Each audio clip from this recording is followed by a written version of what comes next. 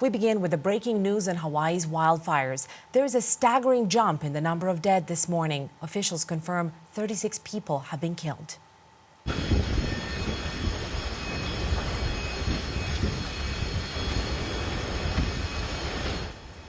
That is another look at the video that has the world focusing on the disaster.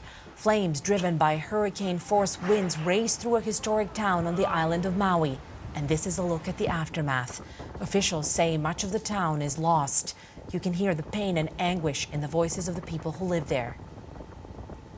It's going to take years for fix. Years. This is not even the worst of it. Trying to save people's lives. And I feel like we're not getting the help we need. This is a look at the devastation from the air. Officials say rescuers are continuing to work to reach people cut off in the aftermath, and the U.S. military is deploying to help searchers and firefighters. At least 3 wildfires have been burning in Maui. Officials are urging people to leave the devastated town of Lahaina and the island. Last hour, we spoke with Clint Hansen, who lives on Maui, not far from Lahaina. He tells us a harrowing story about trying to track down a friend after the flames swept through. We have lots of friends and family on the west side of the island that are still unaccounted for. I'm feeling really, really fortunate that my friend Michael turned up. He was talking to his mom on the phone, and the last thing he was able to talk to her about was, make sure you take care of my daughter. I want you to know how much I love you. I have to jump into the ocean now in order to escape the flames. And he jumped in, and we didn't hear from him for the least 20 hours, and we were able to connect with him yesterday. We know he's okay. It took him a long time to get to the aid stations and where cell phone services, because he's got a big heart. He was helping people on the way, and he'd been burned pretty badly from the flames that had been coming over the seawall. And he said, a lot of people were having to deal, and were some coming to the smoke. So I think these numbers, even though it says 36 at this point, is definitely going to be a much, much higher number. You can hear that emotion in his voice. Hansen tells us he's still trying to get in touch with dozens of people. He describes there's still a lot of uncertainty and even panic in the aftermath. You can hear much more of that harrowing interview next hour. We're going live now to Hawaii. CNN's Mike Valerio joins us from Honolulu. Mike, we heard from officials early this morning. What more do we know about the aftermath and the status of the fire? Honestly, Deanna, I think that we're going to learn more horror stories throughout the day. I think that the message that was conveyed here in the capital of Honolulu is that they don't know the full extent of the damage in the epicenter about 130 kilometers away in Maui. And, there are 2 items of good news, and the first among them is that wind speeds are certainly expected to die down or expected to lessen throughout the day today, because they were topping about 130 kilometers an hour from Hurricane Dora, which helped fan the fires and fuel these fires as they spread across these dry grasslands on the drier side of the island of Maui. And then also, we are glad to report that as of this early 1 a.m. hour here in the Hawaiian Islands, evacuation orders have been lifted in the big island of Hawaii. So that is certainly encouraging, where there have been other less severe wildfires that have spread. But in terms of, where we are right now, where we're positioned, we're in the central business district of Honolulu, again, 1 a.m.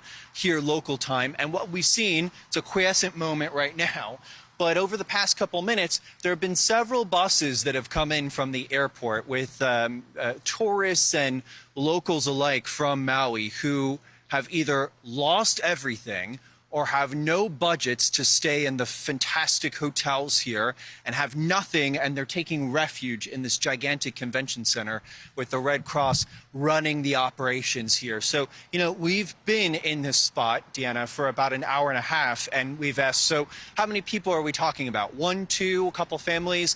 So there are several dozen. We're working on getting a more specific number, but just when we've seen people come off of these buses after midnight, up until just a few minutes before we came on the air with you, their faces, Deanna, are just shell-shocked at the devastation that they have seen, at the realization of where they are right now, when they either live or vacationed in this paradise, and now they're here at a public convention center being taken care of by the Red Cross. It's just a breathless moment when you're here with your team covering this disaster, to see the faces of this disaster show up when they know that they're safe, but just realize the predicaments that they're in. It's pretty arresting to see for yourself when you're here on the scene. Thank you, Mike, so much. You're really painting a very vivid picture there. Last hour, we spoke to Clint Hansen. He's one of the local residents, and even he had that look you're talking about of being completely rattled, really shaken. And when you're talking about tourists, of course, they don't know the area as well. They're facing other challenges, including how to get out of there. Tell us about the status of flights and other ways of ignoring, of other ways of getting the tourists out. Yeah, well, the airport, the main airport on the island of Maui, is not quite closed, but Hawaiian Airlines, they are elevating their schedules and their timetables. They're accelerating the number of flights that are coming here to Honolulu to get people out. Essentially, the governor, local authorities in Maui, the sheriff, they do not want anybody coming in. They say that it is certainly, if more people try to come in, a detriment to, the people who are working the airport tarmac to try to get as many people out. So what we are able to tell you is that the primary airline, Hawaiian Airlines, they're increasing the number of flights that are going to Maui and that are ferrying people over here, again, 130 kilometers to safety in Honolulu. Delta seems to be the only airline that is coming in from the conterminous United States. Every other airline, United, Southwest, all of those flights have been canceled, trying to get people in.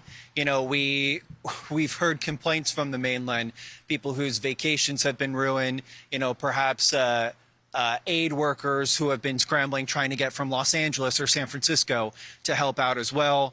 They're trying to come in either through Delta or perhaps Hawaiian Airlines through Los Angeles International Airport.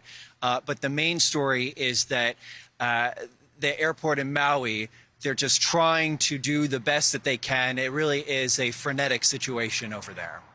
Thank you so much for that, Mike. And I know that you've been working through the night as well. So I wish you and your crew all the safety. And thank you for bringing us such vivid pictures and such detailed information.